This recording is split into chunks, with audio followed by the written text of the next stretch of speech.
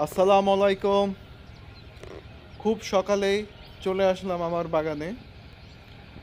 কিছুদিন থেকে আমার বাগানে আসা হয় না।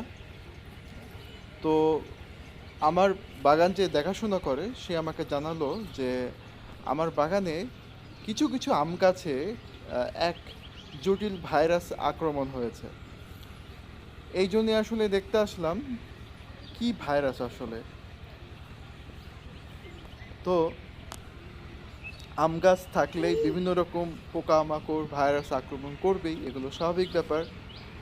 এগুলো সমাধানও আছে, কিন্তু কিছু কিছু ভাইরাস আছে খুব জটিল, সহজে যায় না।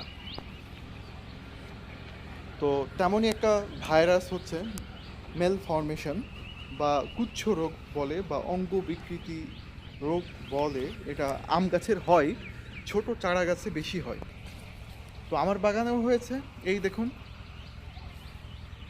আমি যেটা মনে করেছিলাম সেটাই, গুচ্ছ কুশি অনেকগুলো একসাথে, অনেকগুলা আহ, ডালপালা একসাথে বের হয়েছে। এই গাছটা আস্তে আস্তে মারা যাবে যদি এখনই ব্যবস্থা নেওয়া না হয়। মারা যাবে এটা।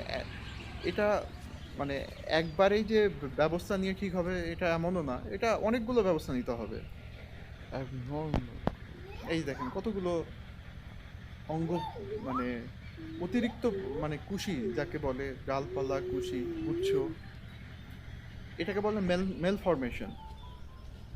তো যা হোক, পরের পার্টে দেখাবো আপনাদের কিভাবে এটা প্রতিরোধ করা সম্ভব বা আদৌ প্রতিরোধ করা যাবে কি না। তো সবাই ভালো থাকবেন। আল্লাহ হাফেজ।